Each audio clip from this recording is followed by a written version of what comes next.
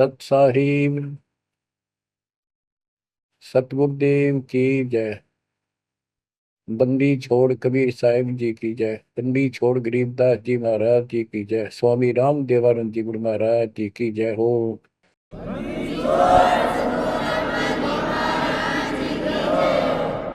सर्व संतों की जय, सर्व भक्तों की जय, धर्मी पुरुषों की जय। श्री काशी धाम की जय, श्री सुनानी धाम की जय, श्री कलकत्ता धाम की जय, श्री गुरुवायूर धाम की जय। सत साई। गरीब नमो नमो सत्य पुरुष को नमस्कार गुरु की नहीं। सुर नर मुनि जन साधु संतो सरल सदी। सतगुरु साहिब संत सर दंडवो तन प्रणाम। आगे पीछे मध्य हुए किन कुरुगा सुरगुण। कबीर सतगुरु के उपदेश का सुनिया एक विचार।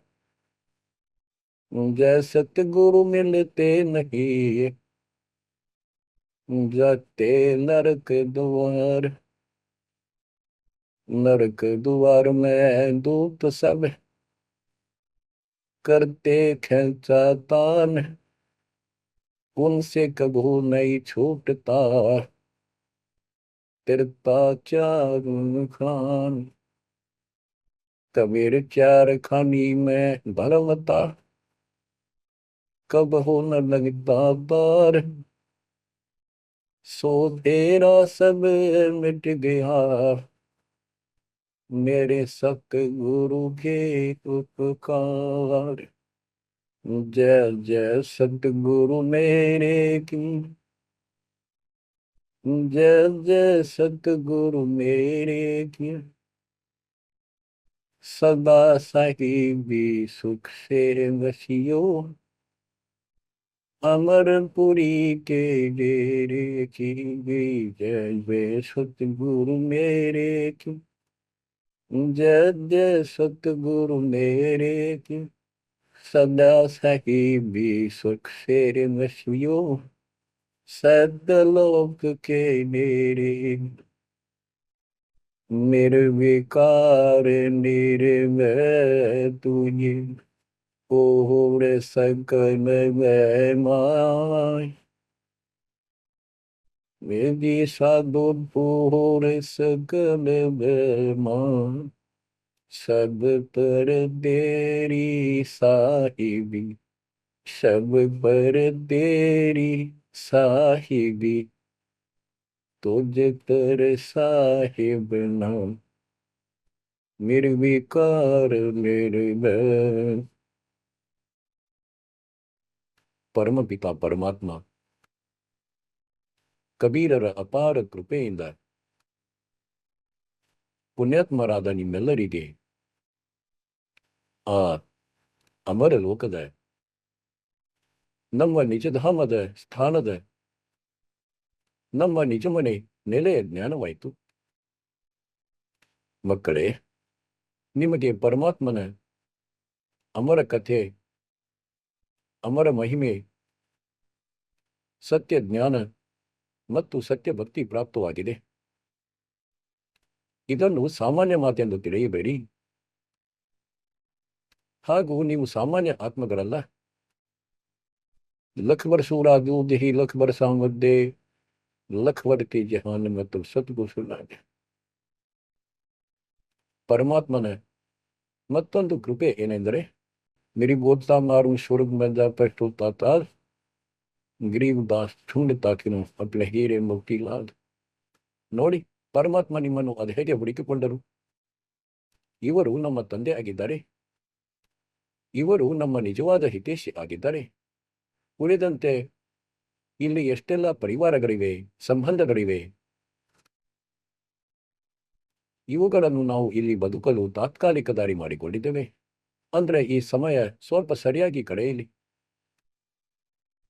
ಬಹಳಷ್ಟು ಇಂತಹ ಪರಿಸ್ಥಿತಿಗಳಿವೆ. ಅವುಗಳನ್ನು ನೋಡಿ ಕೇಳಿ ಬಹಳ ದುಃಖವಾಗುತ್ತದೆ.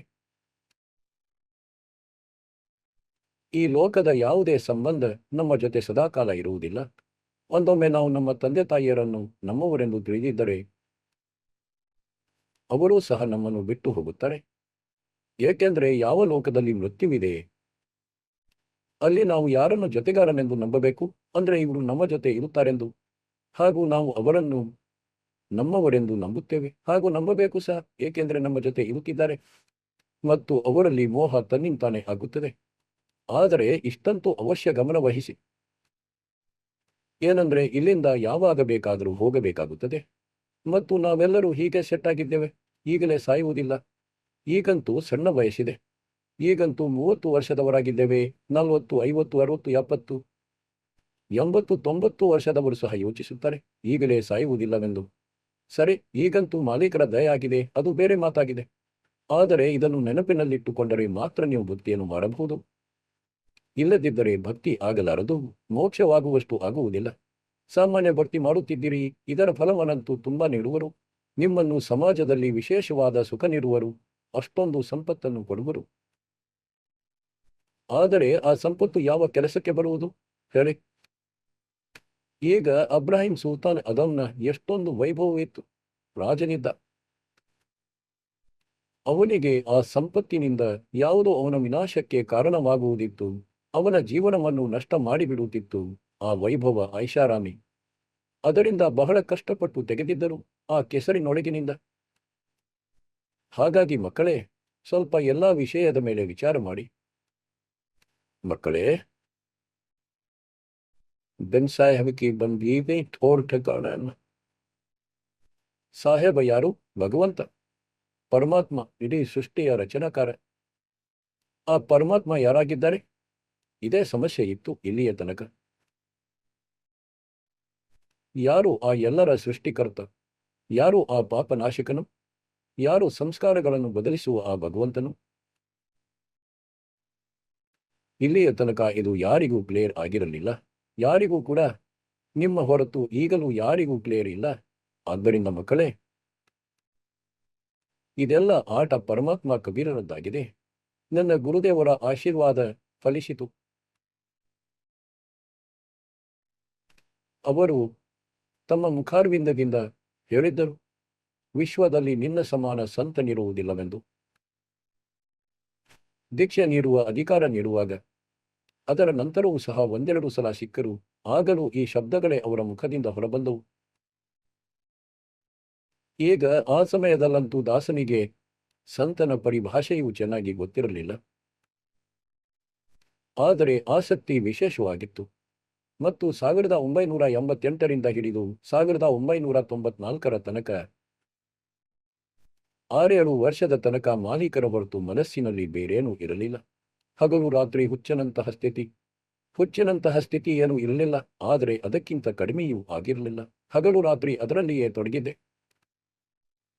ತಿಳಿದಿರುವ ಜ್ಞಾನ ಮುಂದೆ ತಿಳಿಸುವುದು, ಸ್ವತಃ ನನ್ನ ಕ್ಯಾಸೆಟ್ ತುಂಬಿ ಅವುಗಳ ಕಾಪಿ ಮಾಡಿ ಭಕ್ತರಿಗೆ ಹಂಚತೊಡಗಿದೆ. ಸ್ವತಃ ತುಂಬಿ. ಹೀಗೆ ನಿಧಾನವಾಗಿ ನಮ್ಮ ಯಾತ್ರೆ ಮುಂದೆ ಸಾಗುತ್ತಾ ಹೋಯಿತು. ನಂತರ ಗುರುಗಳು ಗೊತ್ತಿಲ್ಲ ಅದೇನು ನೋಡಿದ್ದರೋ ನನ್ನಲ್ಲಿ. ನಾನಂತೂ ಅನ್ಯ ಭಕ್ತರಿಗೆ ಜ್ಞಾನ ತಿಳಿಸಿ ಹೇಳಿ ದೀಕ್ಷೆಯನ್ನು ಕೊಡಿಸಲು ಕರೆದುಕೊಂಡು ಹೋಗಿದ್ದೆ. ಮೊದಲು ಕೂಡ ಹಲವರಿಗೆ ಕೊಡಿಸಿದಂತೆ ಹೀಗೆ ರುಟೀನ್ನಲ್ಲಿ. ಆಕಸ್ಮಿಕವಾಗಿ ಅವರು ಆಶೀರ್ವಾದ ನೀಡಿದರು. ಇಂದಿನಿಂದ ನೀನು ನಾಮವನ್ನು ಕೊಡುವೆ ಮತ್ತು ನೀನೇ ಇವರ ಗುರುವಾಗಿರುವೆ. ಆ ಮೊದಲಿನ ಶಿಷ್ಯರು ಏನಿದ್ದರು ಅವರು ಸಹ ಅಲ್ಲಿಯೇ ಕುಳಿತಿದ್ದರು. ಎಲ್ಲರಿಗೂ ಹೇಳಿಬಿಟ್ಟರು. ಬಹಳಷ್ಟು ಜನ ಇದ್ದರು ಅಲ್ಲಿ. ಇಂದಿನಿಂದ ನಿಮ್ಮೆಲ್ಲರ ಗುರು ಇವನೇ. ನಾನು ಯಾರಿಗೂ ಗುರುವಲ್ಲ. ದೀಕ್ಷೆ ಪಡೆಯಬೇಕಿದ್ದರೆ ಇವನಿಂದ ಪಡೆಯಿರಿ. ನನಗೆ ಮೈ ತುಂಬಾ ಬೆವರು ಬಂತು. ನಾನು ಯೋಚಿಸಿದೆ, ಯಾವುದಾದರೂ ತಪ್ಪಾಗಿರಬೇಕು ಅಥವಾ ಯಾರಾದರೂ ಜಾಡಿ ಹೇಳಿರಬೇಕು, ಇವನು ಸ್ವತಃ ಗುರುವಾಗುತ್ತಿದ್ದಾನೆಂದು. ನಾನಂತೂ ಬಹಳ ನಾಜೂಕ ವ್ಯಕ್ತಿಯಾಗಿದ್ದೆ. ನನ್ನ ಸ್ಥಿತಿ ಸ್ವಲ್ಪ ಬೇರೆಯೇ ಆಗಿತ್ತು. ಆಗ ಅವರು ಯೋಚಿಸಿದರು, ಇವನಂತೂ ಹೆದರಿ ಬಿಟ್ಟನು. ಆಗ ಹೇಳಿದರು, ನಾನು ನಿನ್ನ ಜೊತೆ ಇರುತ್ತೇನೆ, ತನ್ನನ್ನು ಒಬ್ಬಂಟಿಯಂತೂ ತಿಳಿಯಬೇಡ ಮತ್ತು ಇವರಿಗೆ ದೀಕ್ಷೆಯನ್ನು ನೀಡು. ಹಾಗಾಗಿ ಸ್ವಲ್ಪ ಧೈರ್ಯ ಬಂತು. ಅಂದ್ರೆ ನಾನು ಅಂದುಕೊಂಡಂತೆ ಏನಿಲ್ಲ, ನಿಜ ಮನಸ್ಸಿನಿಂದ ಆದೇಶವಿದೆ. ಅದರ ನಂತರ ದಾಸನು ಈ ಸೇವೆಯಲ್ಲಿ ತೊಡಗಿದ, ಪ್ರಚಾರ ಮಾಡಿದ. ಸಂಘರ್ಷ ಕೂಡ ಬಹಳ ಮಾಡಬೇಕಾಯಿತು. ಆಶೀರ್ವಾದ ಗುರುದೇವರದ್ದು, ಶಕ್ತಿ ಭಗವಂತನದ್ದು. ಈ ಕಾರಣದಿಂದ ಇಲ್ಲಿಯ ತನಕ ದಾಸನು ಜೀವಂತವಾಗಿದ್ದಾನೆ ಹಾಗೂ ಇಂದೂ ಸಹ ಆ ಮಾಲೀಕನ ಗುಣಗಾನ ಮಾಡುತ್ತಿದ್ದಾನೆ. ಇಲ್ಲದಿದ್ದರೆ ಬ್ರಹ್ಮ ವಿಷ್ಣು ಮಹೇಶ ಮತ್ತು ಕಾಲನ ವಿರುದ್ಧ ಮಾತನಾಡಿದರೆ ನಾಲಿಗೆಯನ್ನು ನಿಷ್ಕ್ರಿಯಗೊಳಿಸುತ್ತಾರೆ ಇವರು. ಕೇವಲ ಒಂದು ಭೂತ ಇಡೀ ಕುಟುಂಬವನ್ನೇ ಹೆದರಿಸಿ ಬಿಡುತ್ತದೆ. ಇವನಂತೂ ಪರಮಶಕ್ತಿಯಾಗಿದ್ದಾನೆ. ಆದರೆ ಈ ಪರಮಶಕ್ತಿಗಿಂತಲೂ ಪರಮಶಕ್ತಿ ನಮ್ಮ ಜೊತೆ ಇದ್ದಾರೆ. ಆದ್ದರಿಂದ ಮಕ್ಕಳೇ, ಆ ಶಕ್ತಿಯ, ಆ ಪರಮಪಿತ ಪರಮಾತ್ಮನ ಜ್ಞಾನ, ಅವನ ಗುರುತು ಈಗ ಆಗಿದೆ. ಒಂದಂತೂ ವೇದ ಹೇಗೆಂದ್ರೆ ಕಬೀರ್ ಸಾಗರದಲ್ಲಿ ಮೊದಲೇ ಬರೆಯಲ್ಪಟ್ಟಿದೆ. ಇವತ್ತೇನು ಹೊಸದಾಗಿ ಮಾಡಿದಲ್ಲ. ಧರ್ಮದಾಸರಿಗೆ ಹೇಳುತ್ತಿದ್ದರು. ಅಂದ್ರೆ ಧರ್ಮದಾಸ, वेद कतेब जूठे नहीं भाई, जूठे है तो समझे नहीं। और कि वेद मेरा भेद है, वरना वेदन की माही, जौन वेद सेवा मिलो वो वेद जानते नहीं. ಅವರು ಹೇಳುವ ತಾತ್ಪರ್ಯ ಇದಾಗಿತ್ತು. ಏನಂದ್ರೆ, 4 ವೇದಗಳು ನನ್ನ ಮಹಿಮೆಯನ್ನು ಹೇಳುತ್ತಿವೆ. ಆದರೆ ಆ ವೇದಗಳಲ್ಲಿ ವರ್ಣಿತ ವಿಧಾನದಿಂದ ನನ್ನ ಪ್ರಾಪ್ತಿಯಾಗಲ್ಲ. ಅದಂತೂ ನಾನು ನನ್ನ ಹಂಸಾತ್ಮವನ್ನು ಕಳಿಸುವೆ 5505 ವರ್ಷಗಳಷ್ಟು ಕಲಿಯುಗ ಕಳೆದಾಗ. ಅದರ ನಂತರ ಇದನ್ನು ಡಿಸ್ಕ್ಲೋಸ್ ಮಾಡಲಾಗುತ್ತದೆ ಮತ್ತು ನೀನು ಸಹ ಇದನ್ನು ಗುಪ್ತವಾಗಿಡು, ಯಾರಿಗೂ ಹೇಳಬೇಡ. ಈಗ ಪರಮೇಶ್ವರ ಕಬೀರರ ಅಪಾರ ದಯೆಯಿಂದ, ಸರ್ವ ಗ್ರಂಥಗಳಿಂದ, ವೇದಗಳಿಂದ, ಗೀತೆಯಿಂದ, ಕುರಾನ್ ಮತ್ತು ಪುರಾಣಗಳಿಂದ ಸಾಬೀತು ಮಾಡಿರುವೆ. ಅಂದ್ರೆ ಈ ಕಾಶಿಯ ನೇಕಾರ ಇವರೇ ಆ ಪರಮಾತ್ಮರಾಗಿದ್ದಾರೆ. ಇಡೀ ಸೃಷ್ಟಿಯ ರಚನಾಕಾರ, ನಮ್ಮ ನಿಜ ಜೊತೆಗಾರ, ನಮ್ಮ ದುಃಖಗಳ ನಿವಾರಣೆ ಮಾಡುವವನು, ನಮ್ಮ ರಕ್ಷಣೆ ಮಾಡುವವನು. ಜೊತೆಗೆ 6 ಐ ವಿಟ್ನೆಸ್ ನಿಮ್ಮ ಮುಂದೆ ಹಾಜರುಪಡಿಸಿದೆ. ಹೇಗೆಂದ್ರೆ ಸಂತ ಗರೀಬ್ ದಾಸರು, ಧರಂದಾಸರು, ಸಂತ ಧರಂದಾಸರು, ಸಂತ ಮಲುಕ್ ದಾಸರು, ಸಂತ ದಾದುದಾಸರು, ಸಂತ ನಾನಕ್ ದಾಸ್ ಬಾಬಾಜಿ, ಸಂತ ಗೀಸಾದಾಸರು. ಆ 6ಕ್ಕೆ 6 ಸಂತರು ಸ್ಪಷ್ಟ ಮಾಡಿಬಿಟ್ಟರು. ಈ ನೇಕಾರ ಕಾಶಿಯವನು, ಇವರು ಪರಮಾತ್ಮರಾಗಿದ್ದಾರೆ. ಅವರ ಭಕ್ತಿ ಏನಾಗಿದೆ ಅದನ್ನು ಸ್ಪಷ್ಟ ಮಾಡಿಬಿಟ್ಟಿದ್ದಾರೆ ಗರೀಬ್ ದಾಸರು. ಮತ್ತು ನನ್ನ ಗುರುದೇವರ ಬಳಿ ಸಂಪೂರ್ಣ ಮಂತ್ರಗಳಿದ್ದವು. ದಾಸನಿಗೆ ಖಜಾನೆ ನೀಡಿ ಹೋದರು. ಅಂದ್ರೆ ನೀನು ಉಪಯೋಗಿಸು ಮತ್ತು ಮುಂದೆ ಎಲ್ಲರಿಗೂ ನೀಡು, ಎಲ್ಲರಿಗೂ ತಿಳಿಸು. ಆದ್ದರಿಂದ ಈ ಐ ವಿಟ್ನೆಸ್ಗಳಲ್ಲಿ ಒಬ್ಬರು ದಾದು ಸಾಹೇಬರಿದ್ದಾರೆ, ಸಂತ ದಾದುದಾಸರು. ಈಗ ನಿಮಗೆ ಸರಭಂಗಿ ಸಾಕ್ಷಿಯ ಸ್ವಲ್ಪ ವಾಣಿಗಳನ್ನು ತಿಳಿಸುತ್ತೇನೆ. जीवा दत्ता को मैंने दक्षिण बीच दयान, सूखा खूट हरा हुआ ऐसे दीन दयान. ಗುಜರಾತ್ ರಾಜ್ಯದೊಳಗೆ ಭರೂಚ್ ಹೆಸರಿನ ಒಂದು ನಗರವಿದೆ. ಅದಕ್ಕಿಂತ 12-13 ಕಿಲೋಮೀಟರ್ ದೂರದಲ್ಲಿ ಒಂದು ಮಂಗಳೇಶ್ವರ ಊರಿದೆ. ಅಲ್ಲಿ ನರ್ಮದಾ ಒಂದು ದ್ವೀಪವನ್ನು 2 ಭಾಗವಾಗಿ ಮಾಡಿಬಿಡುತ್ತದೆ. ಹಾಗಾಗಿ ಆ ದ್ವೀಪಕ್ಕೆ ಮೊದಲು ಶುಕ್ಲತೀರ್ಥ ಹೆಸರನ್ನು ನೀಡಲಾಗಿತ್ತು. ಊರು ಶುಕ್ಲತೀರ್ಥ. ಅಲ್ಲಿ ಈ ದತ್ತ ಮತ್ತು ಜಿಯಾ ಇಬ್ಬರು ಬ್ರಾಹ್ಮಣ ಸಹೋದರರಿದ್ದರು. ಇದನ್ನು ನಿಮಗೆ ತಿಳಿಸಿರುವೆ ಹಲವಾರು ಬಾರಿ. ಈಗ ಹೇಳುತ್ತಾರೆ ಸೂಖಾ ಖೂಟ್ ಹರಾ ಹುವಾ ಐಸೆ ದೀನ ದಯಾಲ್. ಈಗ ಆ ಊರಿಲ್ಲ, ಏಕೆಂದ್ರೆ ಅದರಲ್ಲಿ ಸಂಚಾರ ನಿಂತು ಹೋಯಿತು, ರಸ್ತೆಗಳು ನಾಶವಾಗಿವೆ. ಈಗ ಅಲ್ಲಿ ಪರಮಾತ್ಮ ಕಬೀರರ ಚರಣಗಳಿಂದ, ಜಲದಿಂದ, ಚರಣಾಮೃತದಿಂದ ಆ ಒಣಗಿದ ವಟವೃಕ್ಷದ ಕೊಂಬೆ ಏನು ಚಿಗುರಿತ್ತು, ಅದೊಂದು ಬಹಳ ದೊಡ್ಡ ಮರವಾಗಿದೆ. ಹಾಗೂ ಇಂದಿಗೂ ಆ ಮರ, ಅದರ ಸ್ವಲ್ಪ ಅಂಶ ಶೇಷವಿದೆ. ಅಲ್ಲಿ ನಾವು ಹೋದೆವು, ನಮಗೆ ತಿಳಿಸಲಾಯಿತು ಇದು ಬಹಳಷ್ಟು ಕ್ಷೇತ್ರದಲ್ಲಿ ಹರಡಿತ್ತು. ಈಗ ಜನರು ಅದನ್ನು ಕತ್ತರಿಸಿ ಅಲ್ಲಿ ಬಿತ್ತನೆಯ ಭೂಮಿ ಮಾಡಿಕೊಂಡರು. ಈಗಲೂ ಕೂಡ ಅದು ಸುಮಾರು 3-4 ಎಕರೆವರೆಗೆ ಇವತ್ತು ಸಹ ಹರಡಿಕೊಂಡಿದೆ. ಅಲ್ಲಿ ಕಬೀರ್ ಪಂಥೀಯರ ಒಂದು ಆಶ್ರಮವಿದೆ. ಒಬ್ಬ ಮಹಂತ್ ಅಲ್ಲಿ ಇರುತ್ತಾನೆ. ಚಿಕ್ಕ ಆಶ್ರಮ ನಿರ್ಮಿಸಲಾಗಿದೆ. ಇದು ನಿಮಗಾಗಿ ಪ್ರಮಾಣವಿದೆ. 600 ವರ್ಷಗಳ ಮೊದಲಿನಿಂದ, ಅದಕ್ಕಿಂತ ಮೊದಲಿನಿಂದಲೂ ಈ ವಟವೃಕ್ಷ ಅಲ್ಲಿ ಇದೆ.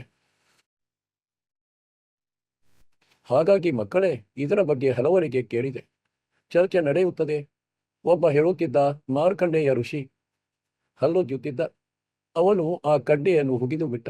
ವಟವೃಕ್ಷದಿಂದ ಯಾರಾದರೂ ಹಲ್ಲುಜ್ಜುತ್ತಾರೇನು? ಹಾಗೂ ಹೇಳಿದ, ಅದರಿಂದ ಮರವಾಯಿತು. ಹಾಗಾದ್ರೆ ಅದನ್ನು ಕಬೀರ್ ವಟ್ ಎಂದೇಕೆ ಎನ್ನುತ್ತಾರೆ? ಕಬೀರ್ ವಟ್ ಹೆಸರಿನಿಂದ ಕರೆಯಲ್ಪಡುತ್ತದೆ ಅದು, ಹೊರತಾಗಿ ಮಾರ್ಕಂಡೇಯ ವಟವಾಗಿರಬೇಕಿತ್ತು. ಈಗ ತಲೆಹರಟೆ ಮಾಡುವವರಂತೂ ಹೀಗೆಯೇ ಮಾಡುತ್ತಿರುತ್ತಾರೆ. ಸತ್ಯವಂತೂ ಇದಾಗಿದೆ ನಿಮಗೆ ತಿಳಿಸಿರುವಂಥದ್ದು.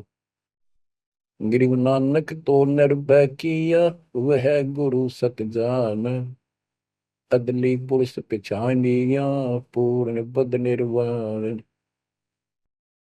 ಆ 6 ಐ ವಿಟ್ನೆಸ್ಗಳಲ್ಲಿ ಒಬ್ಬರು ಬಾಬಾ ನಾನಕರು ಸಹ ಆಗಿದ್ದಾರೆ. ಯಾರು ಸಿಖ್ ಧರ್ಮದ ಪ್ರವರ್ತಕರಾಗಿದ್ದಾರೆ. ಅವರಿಗೆ ಪರಮಾತ್ಮ ಆ ಸಮಯದಂದು ಸಿಕ್ಕಿದರು, ಯಾವಾಗ ಅವರು ಬೆಳ್ಳಂಬೆಳಗ್ಗೆ ಸ್ನಾನ ಮಾಡಲು ಸುಲ್ತಾನ್ಪುರ ನಗರದ ಹತ್ತಿರದಿಂದ ಬೇಯಿ ನದಿ ಹರಿಯುತ್ತಿದೆ. ಅದು 1.5 ಕಿಲೋಮೀಟರ್ ಅಥವಾ 1 ಕಿಲೋಮೀಟರ್ ನಗರದಿಂದ ದೂರವಿತ್ತು. ಈಗಂತೂ ದೂರ ಕಡಿಮೆಯಾಗಿರಬೇಕು. ಅದಕ್ಕೆ ಬೇಯಿ ನದಿಯ ಮೇಲೆ ಯಾವಾಗ ಅವರು ಸ್ನಾನ ಮಾಡಲು ಹೋದರೂ ಅಲ್ಲಿ ಒಂದೆರಡು ಸಲ ವಾರ್ತಾಲಾಪ ಮಾಡಿದರು, ಜಿಂದಾಬಾಬಾ ರೂಪದಲ್ಲಿ ಪರಮಾತ್ಮ. ನಂತರ ಬಾಬಾ ನಾನಕರು ಆ ನದಿಯಲ್ಲಿ ಸ್ನಾನ ಮಾಡುತ್ತಿರುವಾಗ ಅವರನ್ನು ಅಂತರ್ಧ್ಯಾನ ಮಾಡಿದರು, ಪರಮಾತ್ಮ ಅಡಗಿಸಿದರು. ನಂತರ ಅವರನ್ನು ಅಪ್ ಸ್ಟ್ರೀಮ್ನಲ್ಲಿ ಒಯ್ದರು. ಅಲ್ಲಿ ಕಾಡಿನೊಳಗೆ ಒಂದು ಮರದ ಕೆಳಗೆ ಕುಳಿತರು. ನಂತರ ಚರ್ಚೆಯಾಯಿತು. ನಂತರ ಸತ್ಯಲೋಕಕ್ಕೆ ಕರೆದುಕೊಂಡು ಹೋದರು ಅವರ ಆತ್ಮವನ್ನು. 3 ದಿನಗಳ ತನಕ ಬಾಬಾ ನಾನಕರು ಮೇಲಿದ್ದರು. ಸರ್ವ ಬ್ರಹ್ಮಾಂಡಗಳನ್ನು ತೋರಿಸಿದರು, ತಮ್ಮ ಲೋಕವನ್ನು ತೋರಿಸಿದರು, ತಮ್ಮ ಸಾಮರ್ಥ್ಯದಿಂದ ಪರಿಚಯ ಮಾಡಿಸಿದರು. ನಾನಕ್ ಸಾಹೇಬರು ರಾಮಕೃಷ್ಣರ ಕಟ್ಟರ ಪೂಜಾರಿಯಾಗಿದ್ದರು. ಬಾಬಾ ನಾನಕರು ವಿಷ್ಣುವಿನ ಭಕ್ತಿ ಮಾಡುತ್ತಿದ್ದರು, ಗೀತೆಯ ಪಠಣ ಮಾಡುತ್ತಿದ್ದರು. ಬ್ರಿಜ್ಲಾಲ್ ಪಾಂಡೆಯಿಂದ ಅವರು ಗೀತೆಯನ್ನು ಓದುತ್ತಿದ್ದರು.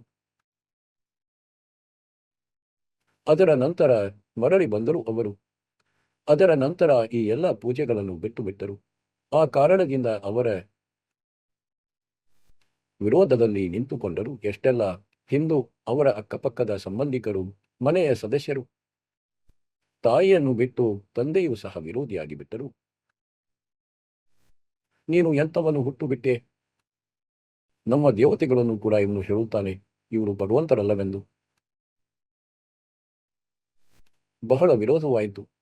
ಏನೇ ಆಗುತ್ತಿರಲಿ, ಸತ್ಯ ಗೊತ್ತಾದ ಮೇಲೆ ಸುಳ್ಳನ್ನು ಸ್ವೀಕರಿಸಲಾಗದು. ಆದ್ದರಿಂದ ಹೇಳುವ ಅರ್ಥವೇನೆಂದರೆ, ಕೆ ಜಾಖಿ ಮೇ ಕಬೀರ್ ಕಿ ನಾನಕ್ ಕಿಟ್ಟಿ ವಾ ಸಿಕ್ಕಾಗ ಗಡ್ಪಡಿ ಇಟ್ಕೊಂಡ್ ಸುಟಾವತ. ಝಾಕಿ ಅಂದ್ರೆ ಮೇಲಿನ ದೃಶ್ಯವನ್ನು ನೋಡಿದರು, ಬ್ರಹ್ಮ ವಿಷ್ಣು ಮಹೇಶರ ಸ್ಥಿತಿ ನೋಡಿದರು, ಇಲ್ಲಿನ ಲೋಕಗಳ ಸ್ಥಿತಿ ನೋಡಿದರು, ಹಾಗೂ ಸತ್ಯಲೋಕದಲ್ಲಿ ಏನು ಪರಮಾತ್ಮನ ನೋಟವನ್ನು ನೋಡಿದರು, ಸತ್ಯಲೋಕದ ದೃಶ್ಯಾವಳಿ ಕಂಡರು. ಝಾಕಿ ಏನಾಗಿರುತ್ತದೆ ಅಂದ್ರೆ, ಈಗ 26 ಜನವರಿಯಂದು ನಮ್ಮ ದೇಶದಲ್ಲಿ ಏನು ಗಣತಂತ್ರ ದಿನವನ್ನು ಆಚರಿಸಲಾಗುತ್ತದೆ, ಆಗ ಪ್ರತ್ಯೇಕ ಸ್ಟೇಟ್ ಉದ್ದುದ್ದ ವಾಹನಗಳ ಮೇಲೆ ತಮ್ಮ ತಮ್ಮ ರಾಜ್ಯದ ಏನು ಬಹಳ ಒಳ್ಳೆಯ ಯೋಜನೆಗಳಿರ್ತವೆ ಅವುಗಳ ಮಾಡೆಲ್ ತಯಾರಿಸಿ ಮತ್ತು ಪ್ರದರ್ಶನ ಮಾಡುತ್ತಾರೆ. ಅಂದ್ರೆ ನಮ್ಮಲ್ಲಿ ಇಂತಿಂತ ವಿಕಾಸವಾಗಿದೆ ಎಂದು. ನಂತರ ಮೇಲೆ ಮೈಕ್ನವನು ಹೇಳುತ್ತಾನೆ, ಇದು ಹರಿಯಾಣ ಪ್ರದೇಶದ ದೃಶ್ಯಾವಳಿಯಾಗಿದೆ, ಇದು ಗುಜರಾತ್ ಪ್ರದೇಶದ ದೃಶ್ಯಾವಳಿಯಾಗಿದೆ, ಇದು ಇಂತಿಂತ ದೇಶದ ದೃಶ್ಯಾವಳಿಯಾಗಿದೆ. ಅಂದ್ರೆ ಅವುಗಳ ನೋಟ, ಅಂದ್ರೆ ಅವರ ಬಳಿ ಏನು ಇದೆ ಹಾಗೂ ಏನು ಮಾಡಿದ್ದಾರೆ ಎಂಬುದು. तो जाखी में कबीर की नानक गिट्टी वाह सिखो के गल पिಡಿಚಿ ಕೋನ್ छुटावता. ನಾನಕ್ ಸಾಹೇಬರಂತೂ ನೋಡಿದರು ಅಲ್ಲಿ ಪರಮಾತ್ಮನನ್ನು. ಅರೆ ವಾ, ನಿನ್ನ ವಾಹೆ ಗುರು, ವಾಹೆ ಗುರು, ವಾಹ್ ವಾಹ್. ಭಗವಂತ ಅಂತೂ ಇವರಾಗಿದ್ದಾರೆ, ಹಾಗೂ ಇವರೇ ನಿಜಗುರು ಸದ್ಗುರುವಾಗಿದ್ದಾರೆ. ಹಾಗಾಗಿ ಕೆಳಗೆ ಬಂದು ಕೂಡ ಅವರು ಅದನ್ನೇ ಹೇಳತೊಡಗಿದರು. ಅದಕ್ಕೆ ಅವರ ಫಾಲೋವರ್ಗಳು ನೋಟ್ ಮಾಡಿಕೊಂಡರು, ಗುರುಗಳು ವಾಹೆ ಗುರು ಎನ್ನುತ್ತಿದ್ದರು. ಆದ್ದರಿಂದ ಇವರೆಲ್ಲರೂ ವಾಹೆ ಗುರು ಎನ್ನತೊಡಗಿದರು. ಎರಡನೇ ಸಂದರ್ಭದಲ್ಲಿ ಆ ಸಮಯ ಏನು ಮರ್ದಾನ ಮತ್ತು ಬಾಲಾಜಿ ಇಬ್ಬರು ಇವರ ಜೊತೆ ಬಾಬಾ ನಾನಕರ ಜೊತೆ ಇರುತ್ತಿದ್ದರು. ಇವರು ಶಿಷ್ಯರಾಗಿದ್ದರು. ಯಾತ್ರೆ ಹೆಚ್ಚಾಗಿ ಇವರ ಜೊತೆಯಲ್ಲಿ ಮಾಡಿದ್ದಾರೆ. ಒಂದು ದಿನ ಇವರು ಹೇಳಿದರು, ಮರ್ದಾನ ಮತ್ತು ಬಾಲರವರು, ಗುರುದೇವ್ರೇ, ನಮಗೆ ಲಂಕಾವನ್ನು ತೋರಿಸಿ. ಎಲ್ಲಿ ರಾಮಚಂದ್ರನು ಆಕ್ರಮಣ ಮಾಡಿದ್ದ, ದಾಳಿ ಮಾಡಿದ್ದ. ಅದಕ್ಕೆ ಬಾಬಾ ನಾನಕರು ಹೇಳಿದರು, ಕಣ್ಣುಗಳನ್ನು ಮುಚ್ಚಿ. ಮತ್ತೆ ಹೇಳಿದರು, ತೆರೆಯಿರಿ. ಕಣ್ಣುಗಳನ್ನು ತೆರೆದಾಗ ಸಮುದ್ರದ ದಡದಲ್ಲಿ ನಿಂತಿದ್ದರು. ಹಾಗೂ ಅವರಿಬ್ಬರಿಗೂ ಹೇಳಿದರು, ನನ್ನ ಹಿಂದಿಂದೆ ನಡೆಯುತ್ತಾ ಬನ್ನಿ. ವಾಹೆಗುರು ವಾಹೆಗುರು ಹೇಳಿ ನೀವು ಮುಳುಗುವುದಿಲ್ಲ ನೀರಿನಲ್ಲಿ. ಹೀಗೆ ಮಾಡುತ್ತಾ ನಡೆದರು. ಈ ರೀತಿ ನಡೆಯತೊಡಗಿದರು. ಹೇಗೆಂದರೆ ನೆಲದ ಮೇಲೆ ನಡೆಯುವಂತೆ, ಭೂಮಿಯ ಮೇಲೆ ನಡೆಯುವಂತೆ, ಪೃಥ್ವಿಯ ಮೇಲೆ. ಮತ್ತು ನಾನಕ ಸಾಹೇಬರು ಸ್ವತಃ ಸತ್ಯನಾಮದ ಜಪ ಮಾಡುತ್ತಿದ್ದಾರೆ, 2 ಅಕ್ಷರದ್ದು. ಹಾಗಾಗಿ ಮರ್ದಾನ ನಕಲು ಮಾಡತೊಡಗಿದ. ಅವನು ಸಹ ಓಂ ಸೋಂ ಜಪ ಮಾಡತೊಡಗಿದ. ಬಾಬಾ ನಾನಕರು ಉಚ್ಚಾರಣೆ ಮಾಡುತ್ತಿರುವಂತೆ ಬಾಯಿಂದ ಹೇಳಿ. ಆಗ ಅವನು ಸಮುದ್ರದಲ್ಲಿ ಮುಳುಗತೊಡಗಿದ. ಆಗ ಬಾಬಾ ನಾನಕರು ಹೇಳಿದರು, ಮರ್ದಾನ, ಗುರು ಏನು ಹೇಳುತ್ತಾನೆ ಅದನ್ನೇ ಮಾಡು. ಗುರುವಿನ ನಕಲನ್ನು ಮಾಡಬಾರದು. ಮರ್ದಾನ ಮತ್ತೆ ವಾಹೆಗುರು ಮಾಡತೊಡಗಿದ. ಆಗ ಅವನು ಸರಿಯಾಗಿ ನಡೆಯತೊಡಗಿದ. ಈಗ ಇಲ್ಲಿ ಪರಮಾತ್ಮ ಇವರೆಲ್ಲರಿಗೂ ಹೇಳಿಬಿಟ್ಟಿದ್ದರು, ಎಷ್ಟೆಲ್ಲ ಮಾಲೀಕರ ಶಿಷ್ಯರಾಗಿದ್ದರು. ಅಂದ್ರೆ ಈ ಮಂತ್ರವನ್ನು, ಸತ್ಯನಾಮವನ್ನು ಮತ್ತು ಈ ಮೂಲ ಜ್ಞಾನವನ್ನು ಈಗಲೇ ಯಾರ ಮುಂದೆಯೂ ಡಿಸ್ಕ್ಲೋಸ್ ಮಾಡಬೇಡಿ ಎಂದು. ಆದ್ದರಿಂದ ಬಾಬಾ ನಾನಕರು ಇವರಿಗೆ 5 ಮಂತ್ರಗಳನ್ನು ಕೊಡುತ್ತಿದ್ದರು. ಇವರೆಲ್ಲರಿಗೂ ಕೇವಲ ಆ 5, ನಾವು 7 ನಾಮಗಳನ್ನು ನೀಡುತ್ತೇವಲ್ಲ, ಅದರಲ್ಲಿ ಮಧ್ಯದ 5 ಮಂತ್ರಗಳನ್ನು ಕೊಡುತ್ತಿದ್ದರು. ಹಾಗಾಗಿ ಹೇಳುವ ಅರ್ಥವೇನೆಂದರೆ, ಒಂದಂತೂ ಈ ಸತ್ಯನಾಮ ಎಲ್ಲೂ ಹೊರಗೆ ಹೋಗಬಾರದು ಎಂದು ಹೊಡೆತ ನೀಡಿದರು. ಮತ್ತು ಬಾಲನು ಎಲ್ಲ ಕಡೆಯಲ್ಲಿ ತಿಳಿಸಿಬಿಟ್ಟ, ಬರೆಸಿಬಿಟ್ಟ, ಜನ್ಮ ಸಾಖಿ ಭಾಯಿ ಬಾಲೆವಾಲೆಯಲ್ಲಿ ಇಂತಿಂಥ ಘಟನೆ ಘಟಿಸಿತು ಎಂದು. ಅದರ ನಂತರ ಸಿಖ್ ಸಮಾಜ ಈ ವಸ್ತುವಿನಿಂದ ಹೆದರಿಬಿಟ್ಟಿತು, ಭಯಭೀತವಾಯಿತು. ಏಕೆಂದರೆ ಮರ್ದಾನ ಗುರುಗಳ ಆಜ್ಞೆಯನ್ನು ಉಲ್ಲಂಘಿಸಿದ ಮತ್ತು ಸತ್ಯನಾಮವನ್ನು ಜಪಿಸತೊಡಗಿದ. ಅವನು ಮುಳುಗಿದ್ದ, ಸತ್ತು ಹೋಗುತ್ತಿದ್ದ. ಅದಕ್ಕಾಗಿ ನಾವು ಈ ನಾಮದ ಜಪ ಮಾಡಬಾರದು. ಮತ್ತು ಆಗ ನಿರಾಕರಿಸಿದರು, ಏಕೆಂದರೆ ಅದು ಇದನ್ನು ತಿಳಿಸುವ ಸಮಯವಿರಲಿಲ್ಲ.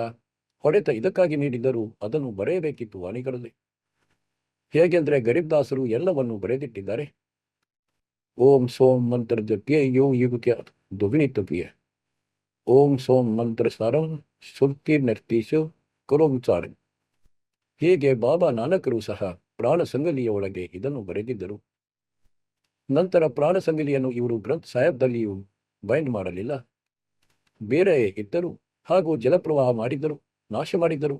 ಅಂದರೆ ಯಾರಾದರೂ ಸಿಖ್ ಮಗು ಇದರಲ್ಲಿ ಈ ಮಂತ್ರವನ್ನು ಓದದಿರಲಿ ಮತ್ತು ಗುರುಗಳ ಮಾತಿನ ಅವಹೇಳನವಾಗಬಾರದೆಂದು ಇದರ ಹಿಂದೆ ಈ ಉದ್ದೇಶವಿತ್ತು. ಈಗಂತೂ ಗರೀಬ್ದಾಸರು ಹೇಳುತ್ತಾರೆ, ಜಾಕಿವೆ ಕಬೀರ್ ಕಿ ರನ್ನ ಕಿಟ್ಟಿವ ವ ಸಿಕ್ಕ ಗಂಗಲ್ ಫಿಲಿಂ ಕೋಂ ಚುಟಾವತ್ತ. ಈಗ ಇವರಿಗೆ ತಿಳಿಸುತ್ತಿದ್ದೇನೆ, ಇದನ್ನು ಆ ಪರಿಸ್ಥಿತಿಗಳಲ್ಲಿ ಮಾತ್ರ ನಿಷೇಧಿಸಿದ್ದರು. ಮತ್ತು ಈ ನಾಮವಿದೆ ಜಪಿಸಬೇಕಾದದ್ದು. ಈಗ ಇವರು ಒಪ್ಪಲು ತಯಾರಿಲ್ಲ. ಈಗ ವಾಹೆಗುರು ವಾಹೆಗುರು ನೋಡಿದ್ದೇವೆ ನಾವು ಬಹಳ ಸಲ. ಇವರು 2 3 ದಿನಗಳ ತನಕ ನಿರಂತರವಾಗಿ ಮೈಕ್ ಹಚ್ಚಿಕೊಂಡು ಮತ್ತು ಇಡೀ ನಗರದಲ್ಲಿ ಕಡಿಮೆ ಅಂದರೂ 1/2 ಕಿಲೋಮೀಟರ್ ತನಕ ರೋಹ್ತಕ್ದಲ್ಲಿ ನೋಡಿದೆ ನಾನು. ಅಲ್ಲಿ ಒಂದು ಗುರುದ್ವಾರವಿದೆ ಭಿವಾನಿ ಸ್ಟ್ಯಾಂಡ್ನಲ್ಲಿ. ಹಾಗೂ ಇಡೀ ರೈಲ್ವೆ ಸ್ಟೇಷನ್ ಅಲ್ಲಿ ಒಂದು ರೋಡಿದೆ, ರೈಲ್ವೆ ಸ್ಟೇಷನ್ ರೋಡ್. ಕಮ್ಮಿ ಅಂದರೂ 1 ಕಿಲೋಮೀಟರ್ ಉದ್ದ.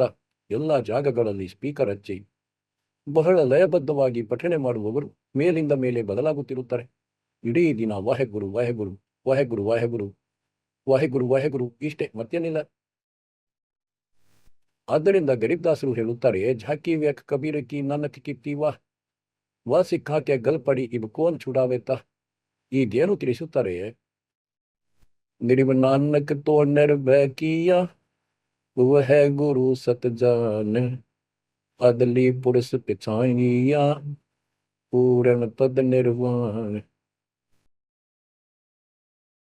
ಬಾಬಾ ನಾನಕರು ಆ ಸಮರ್ಥ ಪರಮಾತ್ಮ ಕಬೀರರನ್ನು ಗುರುತಿಸಿಕೊಂಡರು.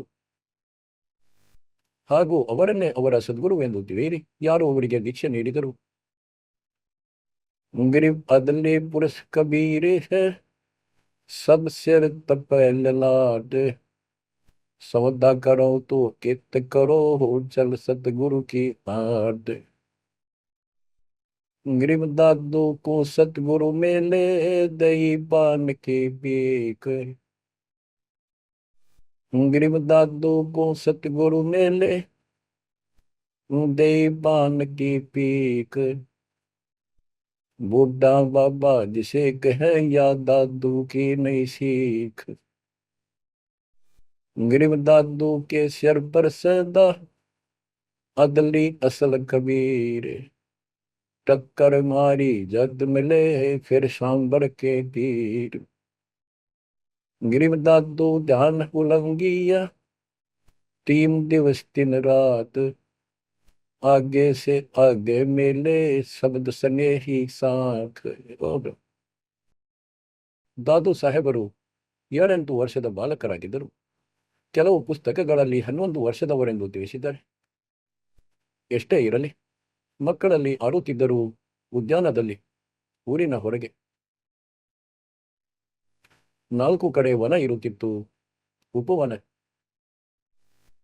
ಅದರಲ್ಲಿ ಆಡುತ್ತಿರುವಾಗ ಪರಮಾತ್ಮ ಕಬೀರರು ಒಬ್ಬ ಜಿಂದಾ ಮಹಾತ್ಮನ ರೂಪದಲ್ಲಿ ಅಲ್ಲಿ ಬಂದರು. ಅಲ್ಲಿ ಕುಳಿತು ಪರಮಾತ್ಮ ಕತೆ ಹೇಳತೊಡಗಿದರು.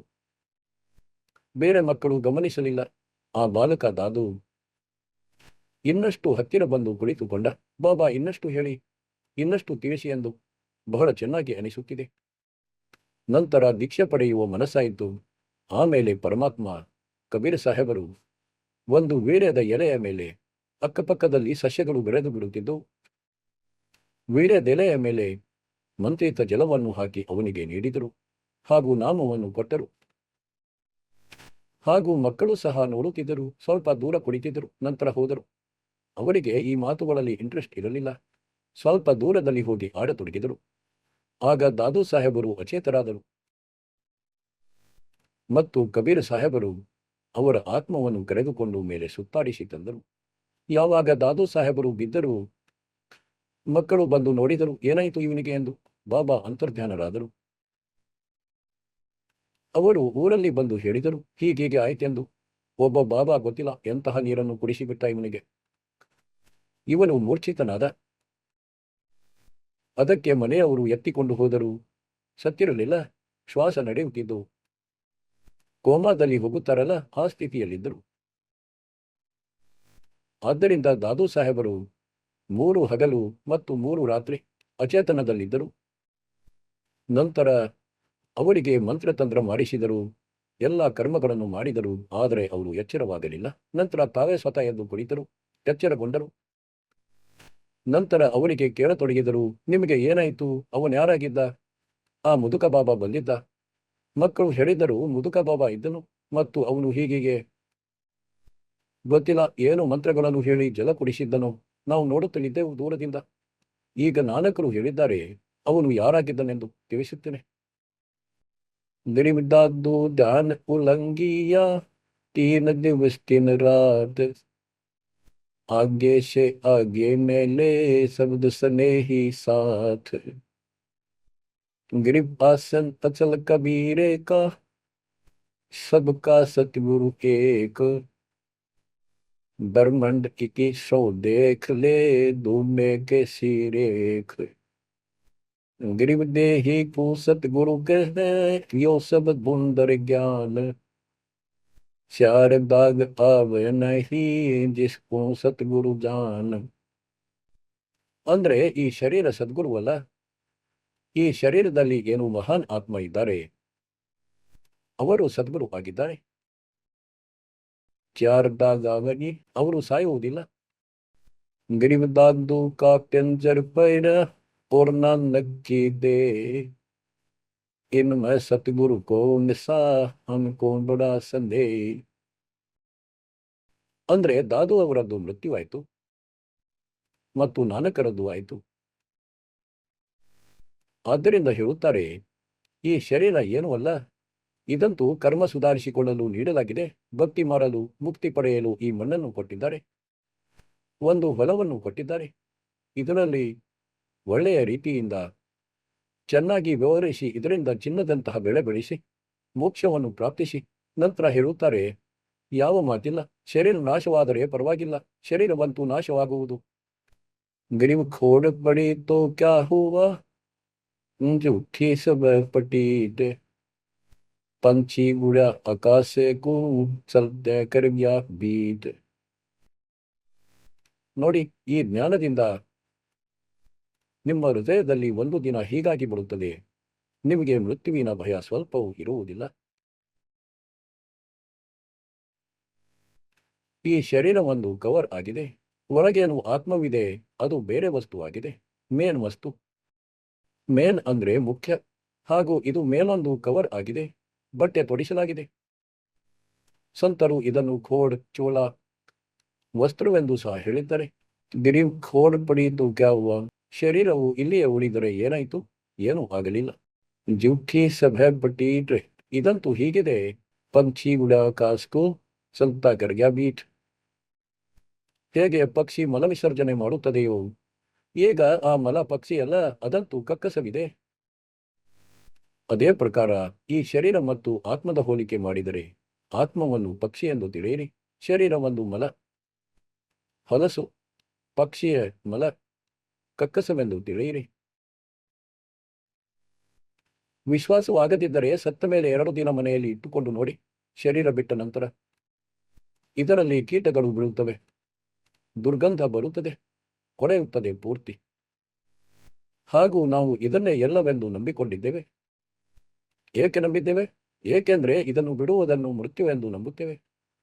ಮತ್ತು ನಾವು ಶರೀರವನ್ನು ಬಿಡುತ್ತಿರಲಿಲ್ಲ, ಸಾಯುತ್ತಿರಲಿಲ್ಲ ಸತ್ಯಲೋಕದಲ್ಲಿ. ಆ ಮಾತು ನಮ್ಮ ಆತ್ಮಕ್ಕೆ ನೆನಪಿದೆ. ಏಕೆ ಸಾಯುತ್ತಿರುವೆವು? ಇದು ತಪ್ಪಾಗಿದೆ. ಕಷ್ಟಗಿಷ್ಟಗಳನ್ನು ಸಹ ನಾವು ಸಹಿಸಿಕೊಳ್ಳುತ್ತೇವೆ, ಪರವಾಗಿಲ್ಲವೆಂದು ಅಭ್ಯಸ್ತರಾಗಿದ್ದೇವೆ ಕತ್ತೆಗಳಂತೆ. ಈ ಕೆಲಸ ಬೇರೆಯಾಗುವುದು, ಯಾವಾಗ ಬೇಕಾದರೂ ಆಗಬಹುದು. ಹಾಗೂ ಇಲ್ಲಿ ತಿಳಿಸುತ್ತಾರೆ, ಗರೀಬ್ ಖೋಡ್ ಪಡಿ ತೋ ಕ್ಯಾ ಹುವಾ, ಜೂಠಿ ಸಬ್ ಪಟೀಟ್, ಪಂಕ್ಷಿ ಉಡಾ ಕಾಸ್ಕೋ ಸಂತ ಕರ್ಗ್ಯಾ ಬೀಟ್. ಈ ಸ್ಥಿತಿಯಾಗಿದೆ ಇಲ್ಲಂತೂ. ಮತ್ತು ಒಂದು ದಿನ ಇದು ಹೋಗುತ್ತದೆ. ಅದಕ್ಕಿಂತ ಮೊದಲು ಇದರಲ್ಲಿ ಚೆನ್ನಾಗಿ ದೃಢವಾಗಿ ಭಕ್ತಿ ಮಾಡಿ, ಇದೇನು ಸತ್ಯ ಸಾಧನೆ ಸಿಕ್ಕಿದೆ, ಇದನ್ನು ಮಾಡಿ ಹಾಗೂ ಮರ್ಯಾದೆಯಲ್ಲಿ ಇರಿ. ಮತ್ತು ಇದು ಮಾಲೀಕನು ನಡೆಸಿದ ಕೈಗೊಂಬೆಯಾಗಿದೆ, ಮಣ್ಣಾಗಿದೆ. ಇದು ಅವರ ಶಕ್ತಿಯಿಂದಲೇ ನಡೆಯುತ್ತಿದೆ.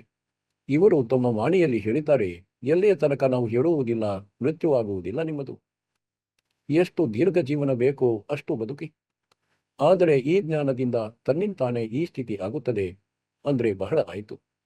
ಏಕೆಂದರೆ ಶರೀರವನ್ನಂತೂ ಬಿಡಲೇಬೇಕಾಗುತ್ತದೆ ಒಂದಲ್ಲ ಒಂದು ದಿನ. ಅದಕ್ಕಾಗಿ ಈ ಶರೀರವನ್ನು ಕೇವಲ ಇದಕ್ಕಾಗಿ ಸುರಕ್ಷಿತವಾಗಿಡಬೇಡಿ, ಜೀವಂತವಿರಬೇಕು, ಬದುಕಬೇಕು. ಬದುಕಿರುವ ತನಕ ಈ ಮಾಲೀಕನ ಅಮೃತ ರಸಪಾನ ಮಾಡುತ್ತಲೇ ಇರಬೇಕು, ಬದುಕಿರುವ ತನಕ. ಗರೀಬ್ ಖೋಡ್ ಪಡಿ ತೋ ಕ್ಯಾ ಹುವಾ, ಜೂಠಿ ಸಬ್ ಪಟೀಟ್, ಪಕ್ಷಿ ಉಡಾ ಆಕಾಶ ಕೋ ಚಲ್ತಾ ಕರ್ ಗಯಾ ಬೀಟ್. गरीब नाम मागो सतगुरु मेले, देवल दीना पेर, भक्त मसल कबीर है, शब्द कहा हम ढेर. ಗರೀಬ್ ದಾಸರು ಹೇಳುತ್ತಾರೆ, ಯಾರು ನಾಮದೇವನಿಗಾಗಿ ಮಂದಿರವನ್ನು ತಿರುಗಿಸಿದರು, ಮುಖ ಅಂದ್ರೆ ಮುಂಭಾಗ ನಾಮದೇವರ ಕಡೆ ಮಾಡಿದರು, ಪಂಡಿತರ ಕಡೆ ಅದರ ಹಿಂಭಾಗ ಮಾಡಿದರು, ಬ್ಯಾಕ್. ಅವರು ಕಬೀರ್ ಸಾಹೇಬರಾಗಿದ್ದಾರೆ. ಓ ಭಕ್ತ ವತ್ಸಲ್ ಕಬೀರ್ ಹೈ, ಶಬ್ದ ಕಾ ಹಮ್ ಢೇರ್, ನಾನು ನೇರವಾಗಿ ಹೇಳುತ್ತಿದ್ದೇನೆ. ಗರೀಬ್ ಹೃದಯದಾಸರ ಸಾಯನ ಪೀವತೆ, ಚೋಲೆ ಧರೆ ಅನಂತ, ಸಲ್ತಿ ಬೇರ್ ಪಾಯೆ ನಹಿ, ಧನ್ಯ ಕಬೀರ್ ಭಗವಂತ. ಈ ವಾಣಿಗಳಲ್ಲಿ ಸ್ಯಾಚುರೇಟೆಡ್ ಜ್ಞಾನವಿದೆ, ಬಹಳ ಕೋಡ್ ವರ್ಡ್ಗಳಲ್ಲಿದೆ. ರವಿದಾಸರ ಬಗ್ಗೆ ತಿಳಿಸಿದ್ದಾರೆ. ಏನೆಂದರೆ ಪಂಡಿತರು ಅವರ ಅಪಮಾನ ಮಾಡ ಬಯಸಿದ್ದರು, ಅದಕ್ಕೆ ಪರಮಾತ್ಮ ದಯ ತೋರಿದ್ದರು. 700 ರವಿದಾಸರ ರೂಪಗಳಾಗಿದ್ದವು. ಆ ಪ್ರಕರಣವಿದೆ. ಈಗ ಅದನ್ನು ಹೇಳುವುದಿಲ್ಲ, ಅದನ್ನು ನೀವು ಓದಿರುವಿರಿ, ಕೇಳಿರುವಿರಿ. ಮತ್ತೆ ಹೇಳುತ್ತಾರೆ, ಕೆ ಜಲ್ದಿ ಬಾರ್ ಪಾಯೆ ನಹಿ, ದನ್ ಕಬೀರ್ ಭಗವಂತ. ಅವರು ಮಗರದಿಂದ ಸಶರೀರ ಹೋದರು, ಆಗ ಅವರ ಶರೀರ ಸಿಗಲಿಲ್ಲ. ಗರೀಬ್ ತೇಜ್ ಪೋಂಜ ಕಿ ಸಲ್ ಹೈ, तेज पुंज के धाम, ಸೇವಕ ಹೇ ತೇಜ್ ಪುಂಜ ಕೆ ರಾಮ್. ಸತ್ಯಲೋಕದ ಮಾಹಿತಿ ನೀಡುತ್ತಿದ್ದಾರೆ. ಸತ್ಯಲೋಕದಲ್ಲಿ ಎಲ್ಲ ಅಮರ ಸ್ಥಿತಿ ಇದೆ. ಎಲ್ಲವೂ ಅವಿನಾಶಿ ಪದಾರ್ಥಗಳಿವೆ. ಅಲ್ಲಿ ಪ್ರಕಾಶಮಾನ ಸೇವಕರಿದ್ದಾರೆ. ತೇಜಪುಂಜಿಕೆ ಧಾಮ್ ಅಂದರೆ ಎಲ್ಲವೂ ಪ್ರಕಾಶದಿಂದ ಆಗಿದೆ. ಮತ್ತು ತೇಜಪುಂಜಿಕೆ ರಾಮ್ ಪರಮಾತ್ಮ ಕೂಡ ಪ್ರಕಾಶಮಾನರಾಗಿದ್ದಾರೆ. ಗ್ರೀವ್ ಆಕಾರ ಭಾರ ನೈ ಠಾಹರೆ 500 ತತ್ ಮಿಲ್ ಜಾಯೆ. 4 युग जे तन रहे तो विदे ಗೆರೆ ಸತ್ ಭಾಯ್. ಅಂದ್ರೆ ಈ ಶರೀರವಂತೂ ಇರುವುದಿಲ್ಲ ಯಾರದ್ದು. 4 ಯುಗವಿದ್ದರೂ ಸಹ ಒಂದು ದಿನ ಸಾಯುತ್ತದೆ. ग्रीव कृष्ण कन्हैया राम को जीव कह करतारे. पिंड पड़ा इन भगवानों का इनको देख विचार. ग्रीव कृष्ण कन्हैया और राम को जीव कह करतारे. पिंड पड़ा इन भगवानों का इनको देख विचार. ಅಂದ್ರೆ ಇವರ ಶರೀರವು ಸಹ ಇಲ್ಲಿಯೇ ಉಳಿಯಿತು, ಇವರು ಕೂಡ ಸತ್ತರು. ग्रीव कच्छ मछ को रंबर लग शेष दोल को देख. इनकी देही भी नहीं रहे निर्गो कैसब सुधा की टेक. ಈಗ ಸ್ಪಷ್ಟ ಮಾಡಿಬಿಡುತ್ತಾರೆ, ಈ ಶರೀರ ಎಷ್ಟು ದಿನ ಬೇಕಾದರೂ ಇರಲಿ, ಮೋಜು ಮಾಲೀಕನದು. गिरव ये जीवन सब सबल है जब लग राम रटंत. देखोरी को जान दे भरम पड़े हैं पंथ. ಹೇಳಿದರು, ಈ ಶರೀರವೇನಿದೆ ಇದರದ್ದು ಅಲ್ಲಿಯ ತನಕ ಲಾಭವಿದೆ ಎಲ್ಲಿಯ ತನಕ ಪರಮಾತ್ಮನ ಭಕ್ತಿಯನ್ನು ಮಾಡುತ್ತೀರಿ, ಸತ್ಯ ಭಕ್ತಿಯನ್ನು ಮಾಡುತ್ತೀರಿ. ಇದರಿಂದ ಸಫಲತೆ, ಇದು ಸಫಲವಾಗಿದೆ. ಮತ್ತು ಈ ಕೆಲಸವನ್ನು ಮಾಡದೆ, ಸತ್ಯ ಭಕ್ತಿಯನ್ನು ಮಾಡದೆ ಇದರ ಹೊರತು ಬೇರೆ ಭಕ್ತಿ ಮಾಡುತ್ತಿದ್ದೀರಿ, ಅದು ವ್ಯರ್ಥವಾಗಿದೆ. ಈ ಎಲ್ಲ ಪಂಥಗಳು ಭ್ರಮೆಯಲ್ಲಿವೆ. ಯಾರ ಬಳಿಯೂ ಸತ್ಯಜ್ಞಾನವಿಲ್ಲ. ಈಗ ಮಕ್ಕಳೇ, ದಾದು ಸಾಹೇಬರಿಗೆ ಪರಮಾತ್ಮ ಸಿಕ್ಕರು ಕಣ್ಣಾರೆ ಕಂಡ ಸ್ಥಿತಿಯನ್ನು ಯಾವ ರೀತಿ ವರ್ಣಿಸಿದ್ದಾರೆ. ದಾದು ಸಾಹೇಬರ ವಾಣಿಯಾಗಿದೆ, ಜೋ ಜೋ ಸರಳ ಕಬೀರೆ ಕೆ ತಿರ್ಗೆ ಹಂತ ಅಪಾರೆ. ದಾದು ಗುಣ ಕೆ ತಾಕಹೆ कैतन हावे पार. कबीर करता आप है दूजा नहीं कोई. दादू पूर्ण जगत को भक्ति दृढ़ावत सोए. ठेका पूर्ण होवे जब सब कोई तज शरीर. दादू काल गंजे नहीं जपै जो नाम कबीर. कबीर करता आप है ದೋ ಸರಳ ಕಬೀರಿಗೆ ತಿರುಗೆ ಅನಂತ ಪಾರ್. ದಾದು ಸಾಹೇಬರು ಹೇಳುತ್ತಾರೆ, ಇವರದ್ದೇನು ಮಹಿಮೆ ಹಾಡಲಿ, ಅನಂತವಾಗಿದೆ ಇವರ ಮಹಿಮೆ. ಕಬೀರ್ ಕರ್ತಾ ಆಪ್ ಹೈ ದೂಜ್ಲಾ ನೀ ಕೋಯಿ. ದಾದು ಪೂರ್ಣ ಜಗತ್ಕೋ ಭಕ್ತಿ ದರ್ಢಾವತ್ ಸೋಯ್. ಈಗ ಹೇಳುತ್ತಾರೆ, ठेका पूर्ण होवे जब सब कोई तज शरीर. ದಾದು ಕಾಲ್ ಚಂಪೆ ನಹಿ, ಹತ್ತಿರ ಬರುವುದಿಲ್ಲ. ಜಪ ಜೋ ನಾಮ ಕಬೀರಿ. ಆದಮಿ ಕಿ ಆಯು ಘಟ್ ತಬ್ ಯಮ ಘೇರೆ ಆಯೆ. ಸುಮರನ್ ಕಿಯಾ ಕಬೀರೆ ಕಾ ದಾದು ನಿಯಾದಾಯ್. ಅಂದ್ರೆ ಯಾವಾಗ ಮನುಷ್ಯನ ಸಮಯ ಪೂರ್ಣವಾಗುತ್ತದೆ, ಸಾಯುತ್ತಾನೆ, ಒಂದು ದಿನ ಎಲ್ಲರೂ ಸಾಯುತ್ತಾರೆ, ಹೋಗುತ್ತಾರೆ. ಜಬ್ ಠೇಕಾ ಪೂರಾ ಹೋ ಅಂದ್ರೆ ಮೃತ್ಯುವಿನ ಸಮಯ ಬಂದಾಗ ಕಾಲನ ದೂತರು ಅಕ್ಕಪಕ್ಕದಲ್ಲಿ ಅಲೆದಾಡುತ್ತಿರುತ್ತಾರೆ. ಮತ್ತು ಈ ನಿಜನಾಮಗಳ ಸ್ಮರಣೆ ಮಾಡುವುದರಿಂದ ಕಾಲನು ಹತ್ತಿರಕ್ಕೆ ಬರುವುದಿಲ್ಲ. ಈಗ ಈ ವಾಣಿ ಏನಿದೆ, ಇದು ದಾದು ಸಾಹೇಬರ ಗ್ರಂಥದಲ್ಲಿದೆ. ಹಾಗೂ ಅದರ ನಂತರ ದಾದು ಸಾಹೇಬರಿಗೆ ನಿರಾಕರಿಸಿದ್ದರು, ಆ ಮಂತ್ರ ಇತ್ಯಾದಿಗಳನ್ನು ಹೇಳಬೇಡಿ ಎಂದು. ಅದಕ್ಕಾಗಿ ಅವರು ಆಮೇಲೆ ತಮ್ಮೆಲ್ಲ ವಾಣಿಗಳ ಭಾವವನ್ನು ಬದಲಿಸಿಬಿಟ್ಟರು. ಈಗ ಹೇಳುತ್ತಾರೆ, ಮೇಡ್ ದಿಯಾ ಅಪರಾಧ ಸಬ್ ಆಯ ಮೇಲೆ ಚನ್ಮಾಹಿ. ದಾದು ಸಂಗ್ ನೇಚನೆ ಕಬೀರ್ ಚರಣ ಕಿ ಛಾಯ್. ಮೇಡ್ ದಿಯಾ ಅಪರಾಧ ಸಬ್ ಆಯ ಮೇಲೆ ಚನ್ಮಾಹಿ. ಅಂದ್ರೆ ಸರ್ವ ಪಾಪಗಳನ್ನು ನಷ್ಟ ಮಾಡಿಬಿಟ್ಟರು. ದಾದು ಸಂಗ್ ನೇಚನೆ ಕಬೀರ್ ಚರಣ ಕಿ ಛಾಯಿ. ಹೇಗೆಂದ್ರೆ ಗರೀಬ್ ದಾಸರಿಗೆ ಕಬೀರ್ ಪರಮೇಶ್ವರರು ಕರೆದುಕೊಂಡು ಹೋದರು. ಧರ್ಮರಾಜನ ದರ್ಬಾರಿನಲ್ಲಿ ಎಲ್ಲಕ್ಕಿಂತ ಮೊದಲು ಅವರ ಖಾತೆಯನ್ನು ಹೊಡೆದರು. ಅವರ ಪ್ಯಾಡ್ ಯಾವುದರಲ್ಲಿ ಅವರ ಅಕೌಂಟ್ ಬರೆಯಲಾಗಿತ್ತು ಅದನ್ನು ಕ್ರಾಸ್ ಮಾಡಿಬಿಟ್ಟರು. ಈಗ ಇಲ್ಲಿ ದಾದು ಸಾಹೇಬರು ಸಹ ಅದನ್ನೇ ಹೇಳುತ್ತಿದ್ದಾರೆ. ಮೇಟ್ ದಿಯಾ ಅಪರಾಧ ಸಬ್ ಮೇಲೆ ಛನ್ಮಾಹಿ. ಎಲ್ಲ ಪಾಪಗಳನ್ನು ನಾಶ ಮಾಡಿದರು, ಅಪರಾಧಗಳನ್ನು ನಾಶ ಮಾಡಿದರು. ದಾದು ಸಂಗ್ ಲೇ ಚನೆ ಕಬೀರ್ ಚರಣ ಕಿ ಛಾಯಿ. सेवक देवन शरण का दादू अपना चाल. भृंगी सत्य कबीरे ने कीन्या आप समान. सेवक देव निज शरण का दादू अपना जाल. भृंगी सत्य कबीरे ने कीन्या आप समान. हे ದೇವ್, ಹೇ ಪರಮೇಶ್ವರ, ದಾಸನನ್ನು ನಿಮ್ಮ ನಿಜವಾದ ಸೇವಕನೆಂದು ತಿಳಿಯಿರಿ. ತಮ್ಮ ಚರಣಗಳಲ್ಲಿ ಮತ್ತು ಜ್ಞಾನವನ್ನು ಹೇಳಿ ಹೇಳಿ ಕಬೀರ ಸಾಹೇಬರು ತಮ್ಮವರಾಗಿಸಿಕೊಂಡರು. ಹೇಗೆಂದ್ರೆ ದುಂಬಿ ಒಂದು ಕೀಟವಾಗಿರುತ್ತದೆ, ಹಾರಾಡುವ ನೊಣದಂತೆ ಉದ್ದವಾದದ್ದು, ಮತ್ತು ಅದು ಯಾವುದೋ ಹುಳವನ್ನು ಕೀಟವನ್ನು ಎತ್ತಿಕೊಂಡು ಬರುತ್ತದೆ. ಅವುಗಳಿಗೆ ರೆಕ್ಕೆಗಳು ಇರುವುದಿಲ್ಲ. 3-4 ಕೀಟಗಳ ಮೇಲೆ ಮಣ್ಣಿನ ಗೂಡನ್ನು ಮಾಡಿ ಮುಚ್ಚಿಬಿಡುತ್ತದೆ. ಒಂದು ರಂಧ್ರವನ್ನು ಮಾತ್ರ ಬಿಟ್ಟಿರುತ್ತದೆ. ಅಲ್ಲಿ ಕುಳಿತು ಬೀ ಬೀ ಬೀ ಬೀ ಎಂದು ಸದ್ದು ಮಾಡುತ್ತಿರುತ್ತದೆ. ಅದರಿಂದ ಅವುಗಳ ಬಣ್ಣ ಕೂಡ ಬದಲಾಗುತ್ತದೆ. ಅವು ಬೆಳ್ಳಗೆ ಹಸಿರು ಬಣ್ಣದ್ದಾಗಿರುತ್ತದೆ. ಅದರ ಬಣ್ಣವು ನೀಲಿಯಾಗುತ್ತದೆ. ರೆಕ್ಕೆಗಳು ಬರುತ್ತವೆ. ಅದಕ್ಕೆ ಹೇಳುತ್ತಾರೆ, ಗುರು ಹೀಗೆ ತನ್ನ ಸೇವಕನಿಗೆ ತನ್ನ ಬಣ್ಣದಲ್ಲಿ ಮುಳುಗಿಸುತ್ತಾರೆ. ತನ್ನ ಜ್ಞಾನವನ್ನು ತಿಳಿಸಿ ಅವನನ್ನು ಕೂಡ ಅದೇ ರೀತಿ ಹೇಳಲು ತಯಾರಿಸುತ್ತಾನೆ. ಅಂದರೆ ಶಿಷ್ಯನು ಸಹ ಆ ಜ್ಞಾನವನ್ನು ಕೇಳಿ ಬೇರೆಯವರಿಗೆ ತಿಳಿಸಲು ಆರಂಭಿಸುತ್ತಾನೆ. ದಾದ್ದು ಅಂತರ್ಗತ್ಸನ ಕ್ಷಣ ಸುಮರಣ ಧ್ಯಾನ ವಾರು ನಾಮ ಕಬೀರೆ ಪರೆ ಪಲ ಪಲ ಮೇರೆ ಪ್ರಾಣ. सुनकर साखी कबीरे की काल नवावे माथे. धन धन हो तीन लोक में दादू जोड़े हाथ. केरी नाम कबीर का विषम काल गजराज. दादू भजन प्रताप ते ಭಾಗ್ಯ ಸುನತ್ ಆವಾಜ್. ದಾದು ಸಾಹೇಬರು ಹೇಳುತ್ತಾರೆ,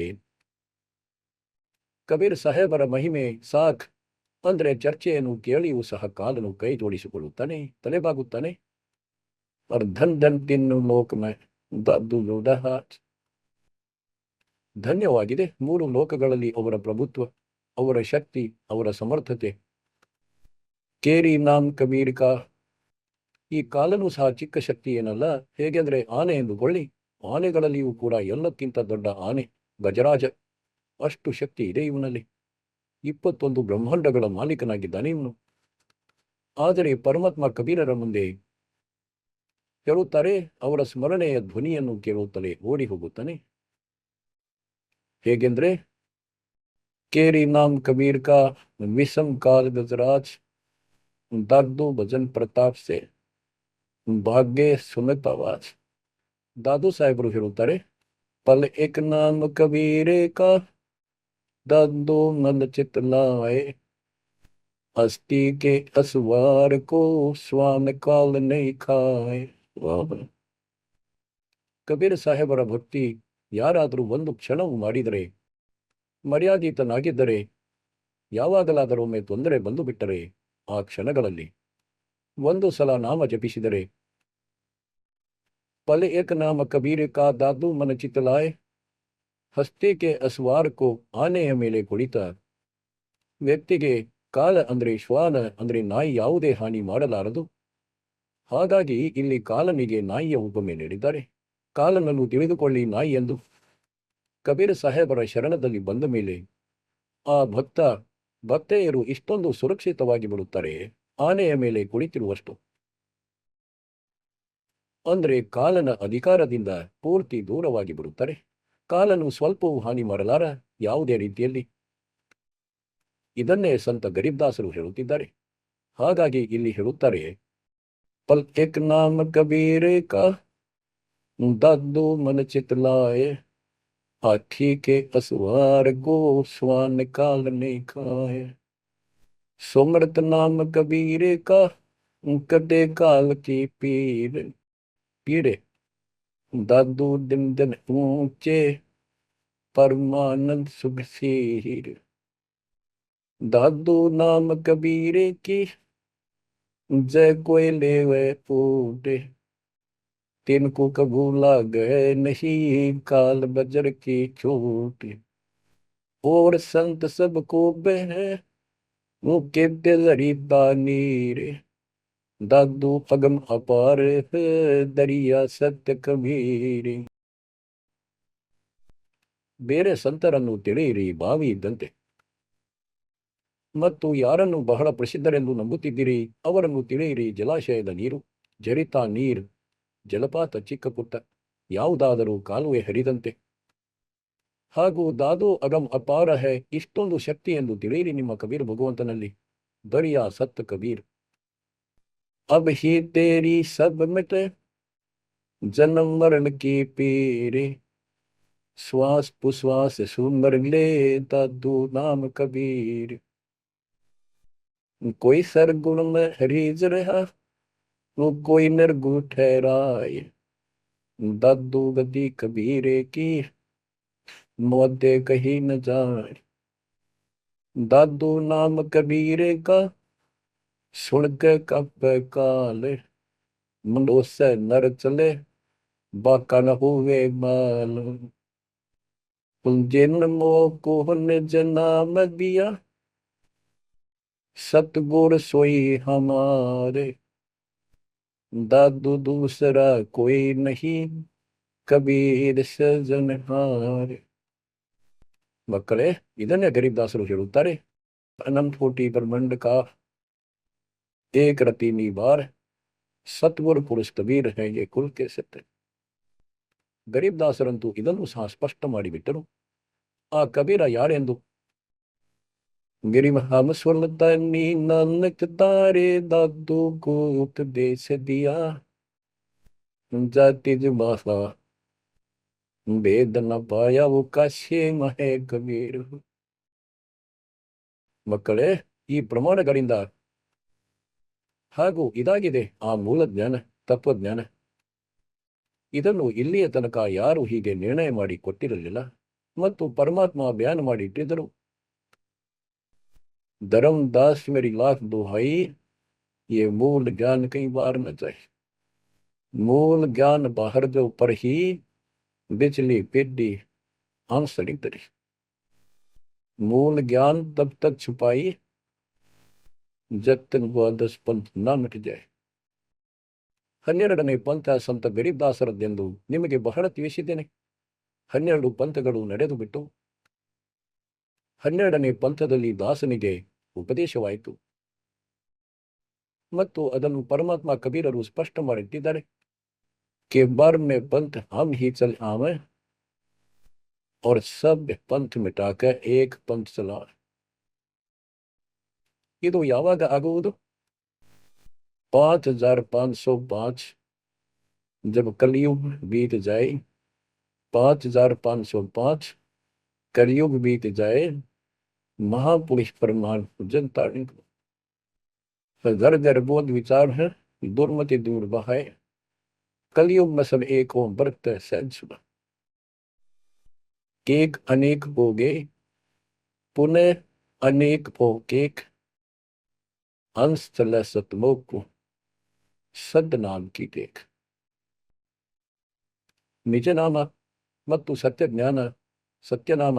ಸತ್ಯನಾಮದ ಅರ್ಥವಾಗುತ್ತದೆ ಸತ್ಯ ಭಕ್ತಿ. ಹಾಗೂ ನಾವು ಈ 2 ಅಕ್ಷರದ ನಾಮವನ್ನು ಸಹ ಸತ್ಯನಾಮವೆಂದು ಇಟ್ಟಿದ್ದೇವೆ, ಏಕೆಂದರೆ ಅದ್ಭುತ ಮಂತ್ರವಾಗಿ ಬಿಡುತ್ತದೆ. ನಂತರ ಇದರದ್ದೊಂದು ಸಮೂಹವಿದೆ. ತದನಂತರ ಇದು ಸಾರ ಶಬ್ದದಲ್ಲಿ ಬದಲಾಯಿಸಲಾಗುತ್ತದೆ, ಸಾರನಾಮದಲ್ಲಿ ಬದಲಾಯಿಸಲಾಗುತ್ತದೆ. ಹೀಗೆ ಮಕ್ಕಳೇ, ನಿಮ್ಮ ಮೋಕ್ಷವಾಗುವುದು. ನಿಮ್ಮ ಮೇಲೆ ಪರಮಾತ್ಮನು ಅದ್ಭುತವನ್ನೇ ಮಾಡಿದ್ದಾರೆ. ನೋಡಿ, ಇದೆಂತ ಅದ್ಭುತವಾಗುತ್ತಿದೆ. ನಿಮಗೆ ಮತ್ತೆ ಸ್ವಲ್ಪ ಮರೆವು ಉಂಟಾಗಿತ್ತು, ಹೇಗೋ ತೊಡಗಿದ್ದೀರಿ, ಹಾಗೂ ಪೂರ್ತಿ ವಿಶ್ವಾಸವೂ ಸಹ ಇತ್ತು. ಆದರೆ ಇದರಿಂದ ಮಕ್ಕಳೇ ಇನ್ನಷ್ಟು ಹೆಚ್ಚು ಚಾರ್ಜ್ ಆಗಿ ಬಿಟ್ಟಿರಿ ನೀವು. ಎಷ್ಟೊಂದು ಬಲಿಷ್ಠರಾಗುವಿರಿ ಅಂದ್ರೆ ಕಾಲನ ಎದೆಗೆ ಗುದ್ದಿ ಬಿಡುವಿರಿ ನೀವು, ಭಯಪಡುವುದಿಲ್ಲ. ಹಾಗೂ ಸಮರ್ಥನ ಜೊತೆ ಇರುವಿರಿ. ಮರ್ಯಾದೆಯ ಪಾಲನೆ ಆಗಲೇ ಆಗುತ್ತದೆ ಯಾವಾಗ ನಿಮಗೆ 4 ಕಡೆಯಿಂದ ದೃಢತೆ ಸಿಗುತ್ತದೆ. ಈ ಜ್ಞಾನವು ಸತ್ಯ, ಭಗವಂತನು ಪೂರ್ಣ. ಸಮಾಧಾನವಂತೂ ಖಂಡಿತ ಆಗುವುದು. ಭಗವಂತನು ಸತ್ಯನಾಗಿದ್ದಾನೆ. ಇದ್ದರೆ ನಮ್ಮ ಮರ್ಯಾದೆಯಲ್ಲಿ ಕೊರತೆ ಇರುವುದು. साहिब के दरबार में कमी का एक ही ना ಹಂಸ ಮೋಜನಿ ಬಾವುತತ್ತಿರಿ ಚೂಪ್ ಜಾಕಿಗೆ. ಸೇವಾ ಭಾವನೆಯಲ್ಲಿರುವ ಕೊರತೆಯನ್ನು ಸರಿಪಡಿಸಿಕೊಳ್ಳಿ. ಈ ಬಾರಿಯಂತೂ ಮಕ್ಕಳೇ ವಿಮಾನದಲ್ಲಿ, ವಾಯುಯಾನದಲ್ಲಿ ಕೂರಿಸಿ ಕರೆದುಕೊಂಡು ಹೋಗುವೆವು ನಿಮ್ಮನ್ನು. ನೋಟ್ ಮಾಡಿಕೊಳ್ಳಿ, ಇದೇನು ಹೊಗಳು ಭಟ್ಟನ ಗೀತೆಯಲ್ಲ. ದಾಸನು ಎಷ್ಟೆಲ್ಲ ವಚನಗಳನ್ನು ಹೇಳಿರುವನು, ಎಲ್ಲವನ್ನು ಸತ್ಯವೆಂದು ತಿಳಿದುಕೊಳ್ಳಿ. ಹಾಗೂ ಇದು ಕೂಡ ಇಷ್ಟೇ ಸತ್ಯವಾಗಿದೆ. ಪರಮಾತ್ಮ ನಿಮಗೆ ಮೋಕ್ಷವನ್ನು ನೀಡಲಿ, ಸದಾ ಸುಖಿಯಾಗಿ ಇಡಲಿ. ಸತ್ ಸಾಹೇಬ್.